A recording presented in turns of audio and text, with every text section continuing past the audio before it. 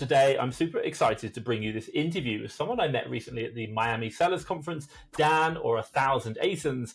Why? Well, he does wholesale, but also as well, he works with someone else very closely with him doing brand direct deals, which I think is another level of selling. And I'm interested to learn about his journey and what he can obviously share with us. Stay tuned. Okay, so today I'm super excited to obviously be able to interview Dan or 1,000 ASINs on Instagram, and I'm really interested to learn about his journey, but also as well how he's doing the Amazon game slightly differently from everyone else in the wholesale game, because I think it just takes it to the next level. Dan, thank you so much for obviously taking your time to join me, and I appreciate this is the second time I've tried to arrange the interview with you, and you are a super busy man.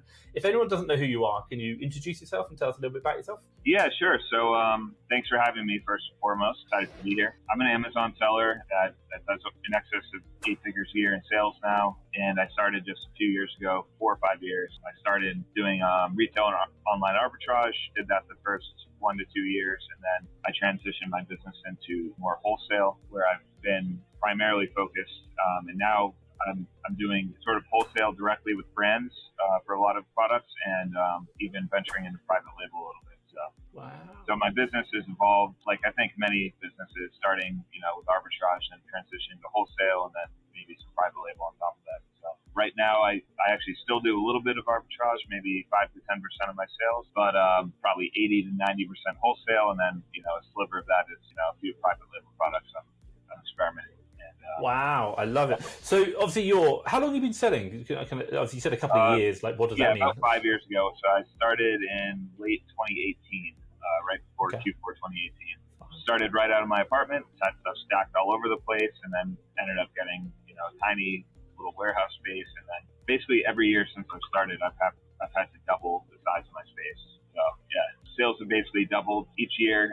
That probably can't last forever, especially now at the 8-figure sales mark. But I've enjoyed, pretty tremendous growth. And it's interesting because you talked at Miami Sellers Conference. That's where we met. And the one thing which I'll say, if anyone's watching, you showed each year your revenue. You showed it on a bar chart. And what was interesting, I think it was your second or third year, but they all kind of proportionately doubled. But one year just went crazy. It was 4x. Right. And it was absolutely amazing. I think you talked about that as in the transition to wholesale, obviously, because you can buy bigger bulks and stuff. Yeah, and then there's a secondary reason for that as well. I believe that was when COVID first hit, and a lot of products went absolutely insane. And we had this one product that really changed my entire business in terms of the capital I had available.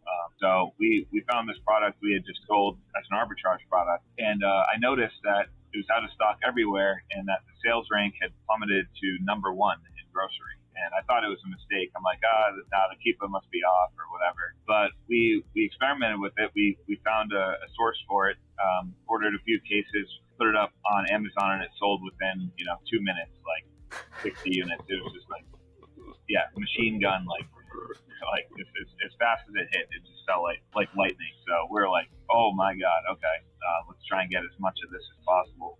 And I'll just tell you what the product is too. It was these 1-pound bags of yeast. Everyone was buying grocery staples back then, and yeast was top of the list.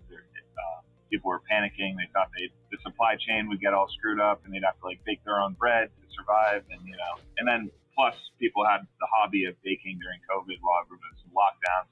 So yeast was just an incredibly high demand, and we lucked out finding this product. So there's actually a bakery right across the street from my warehouse, and this guy had pre-existing relationships with some big grocery distributors. So we told him hey, can you get pallets of this stuff? And he actually could. So he got as much as he possibly could, and we got pallets and pallets and pallets. These yeast 1-pound bags that cost, I believe, $2.50, and then they were selling for $20 to $30 on Amazon. They were making $12, $15 each, and he just couldn't get enough of them. So at that point, my business went from netting, $10,000 to $20,000 a month, which I was still thrilled with. But me and my friend on our 2 seller accounts, we each, netted $100K each, for 2 or 3 months in a row. And so that was just basically a gold rush, and the time we'll never forget. So from then on, I was able to enjoy purchasing more inventory because I had a much bigger bankroll. And the business is so much a function of just how much you spend.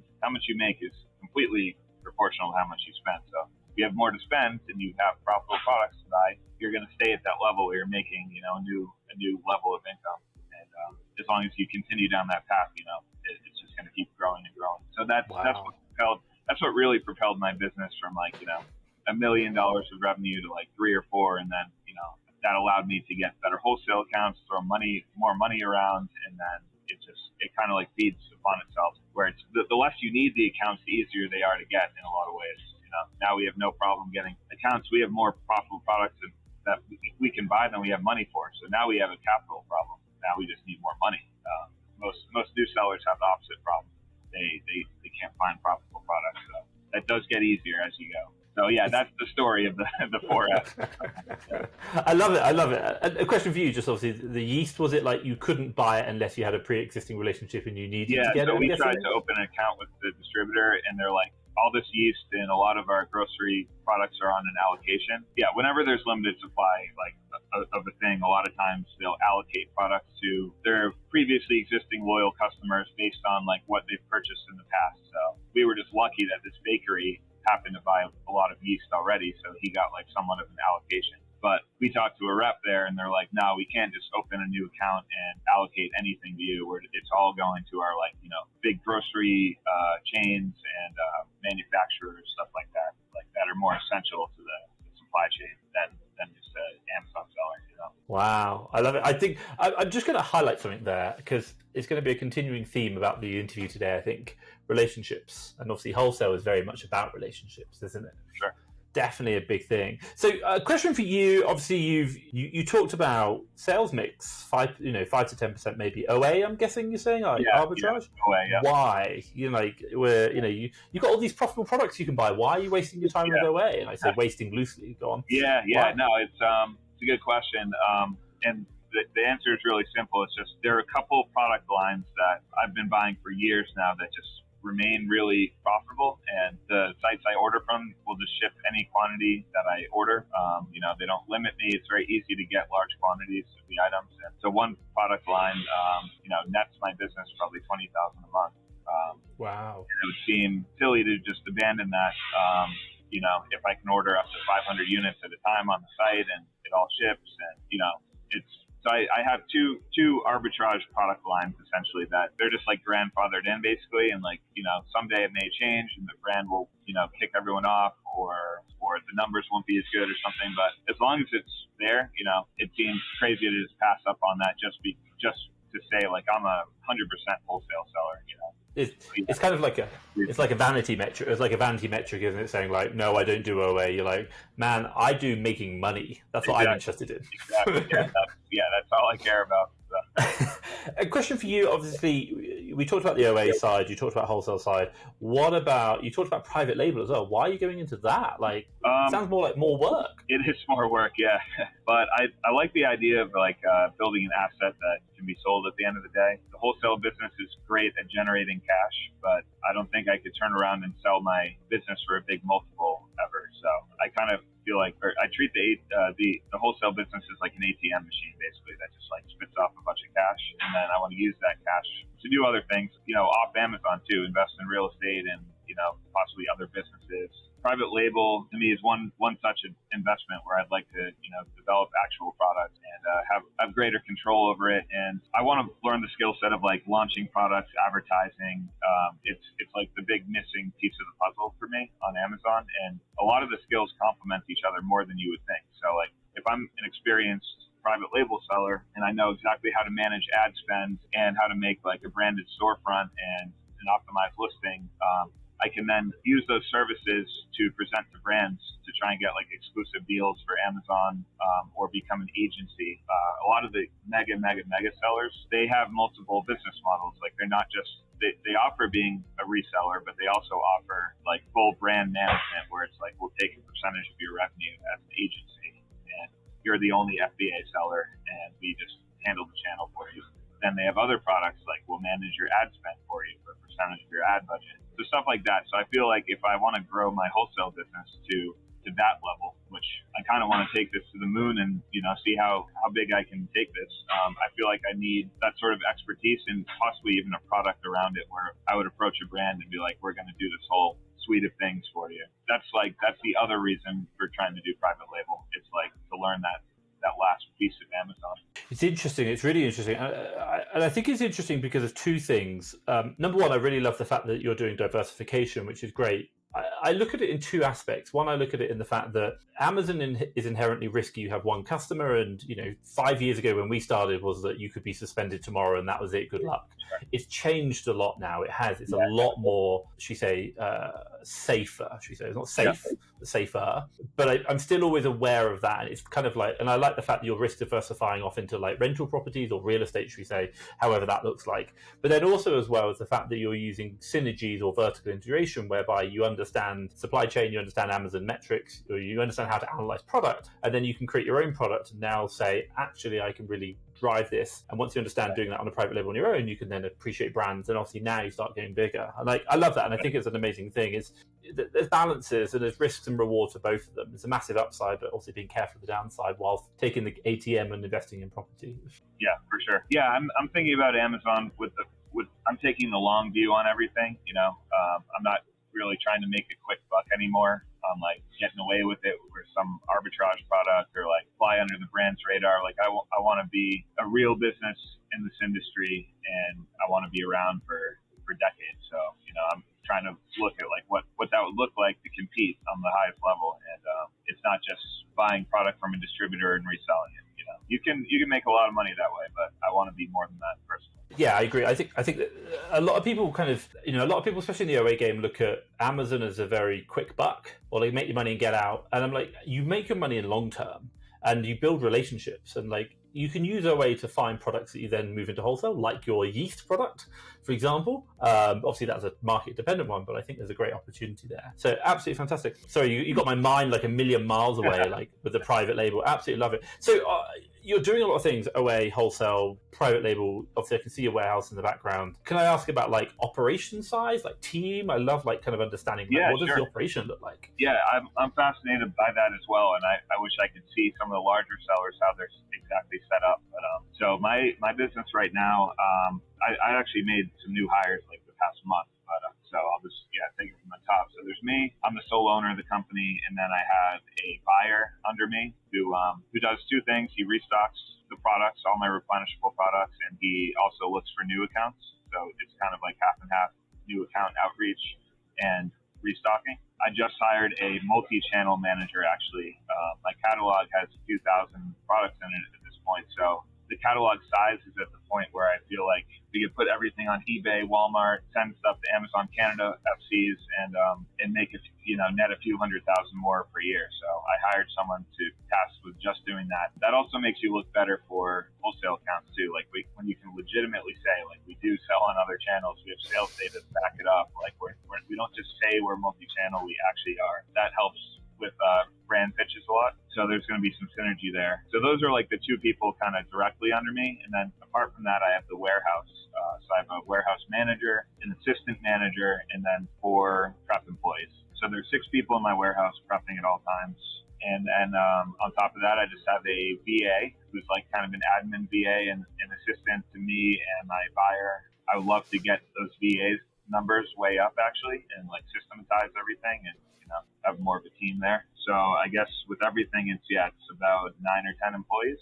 And then up here at Epic Prep, the new warehouse, it's me and 4 of us, which can definitely grow rapidly. We're kind of in like startup modes, like getting our systems going, but it's me and like a manager and 2 prep people under there. So it's growing pretty fast. It's like up to almost 15 people now. And 2 years ago, it was me and 1 prepper. So things can change pretty quick. And and it kind of like doubles every year. So it'd been like 1, then it would have been like, I'm guessing, like 4 or 5, and now it's like 15. I know that doesn't really double. Yeah. I'm guessing it's like bang. Yeah.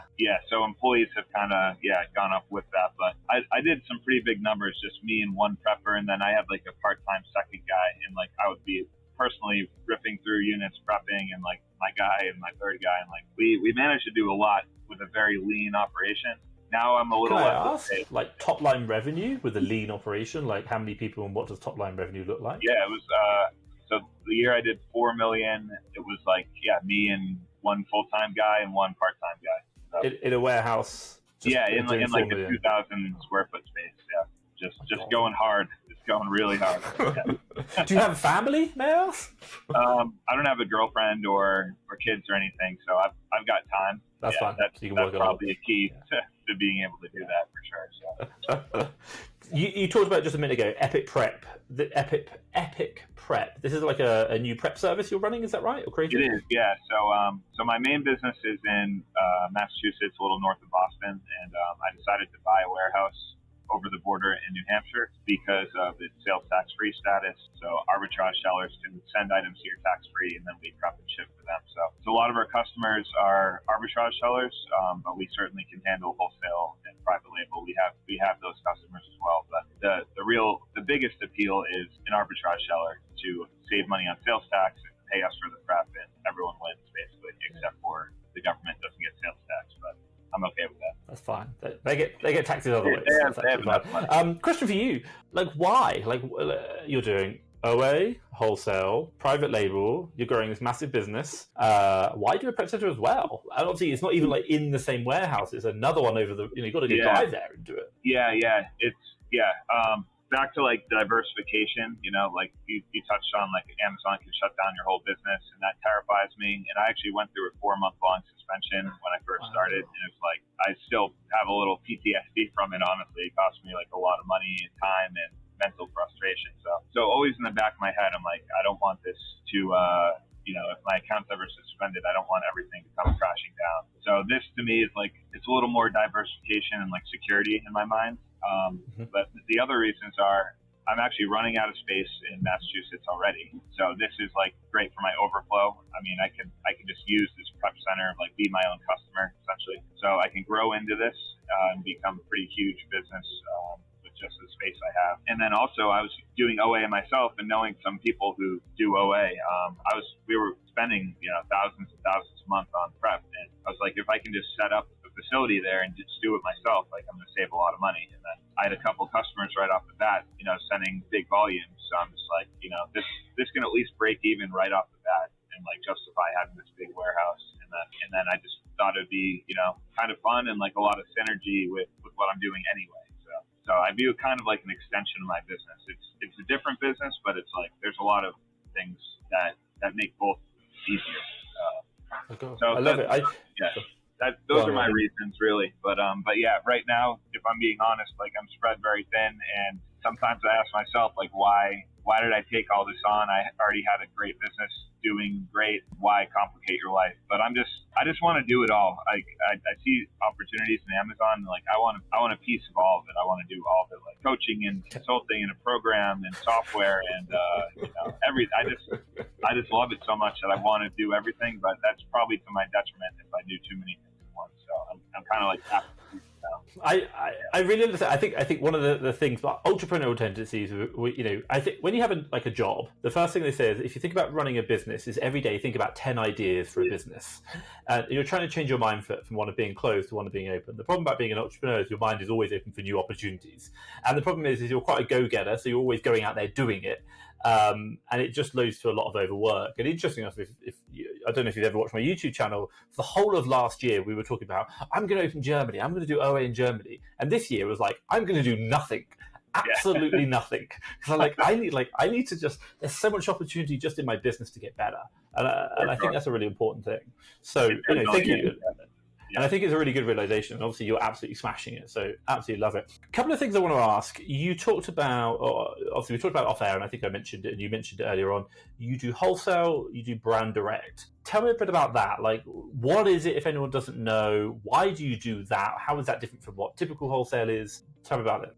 So, yeah, I think when people think wholesale, traditionally they think buying a bunch of items from a distributor and reselling them, and that is certainly a viable business model, and we buy from distributors as well. But really, just out of pure randomness, I started by contacting brands instead of distributors, because I found some products from these like smaller brands that I'd never really heard of, and I saw they had 5, 6, 7 or more FBA sellers, and I'm like, okay, and no Amazon selling on the listing. I'm like, maybe this brand's small enough to just like sell to me directly.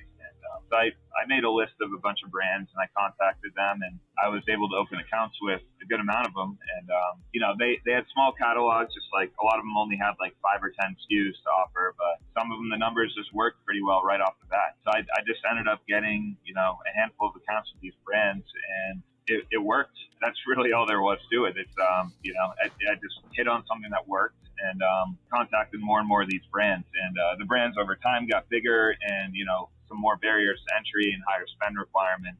But a lot of times with the brands, like the margin is better than with distributors. And a lot of times I've been able to negotiate something like upfront rather. Like distributors, a lot of times you'll receive a price list, everything's like break even, and then you have to like play the balancing act of like, ordering something to establish good faith, but also trying to negotiate. So you kind of like build that relationship over time. With brands, I've found that it's a little bit more cut and dry. Like they have pricing tiers. Like if you order 500 units at this price and 1,000 is that price, 5,000 is that price. I don't know. I'm not even a great negotiator, so I kind of like that better. It's like, okay, I'll spend more money and get the price that works for me, and like we don't have to talk about it. So there's that, and then also we've been able to help some brands out too. So I think if you do work with brands, they usually will police the listings a lot more, and like they want to know who's who, and like they kind of like know every seller storefront and what they're doing, and like which ones are adhering to MAP and which ones are violating MAP. And so there's more of like a relationship there with the brands, and we try to get brands to like cut it down from like ones that have been selling to 10 or 20 sellers and be like, you only need a few or even one, and like we can help you with that. We'll even get them in the brand registry, show them how to do like kick people off listings. We'll create like branded storefronts. We'll do ad campaigns, stuff like that, to like partner with them more than rather than just like buy and resell their product. And yeah, that's just worked for us basically. I mean, I think you can do both.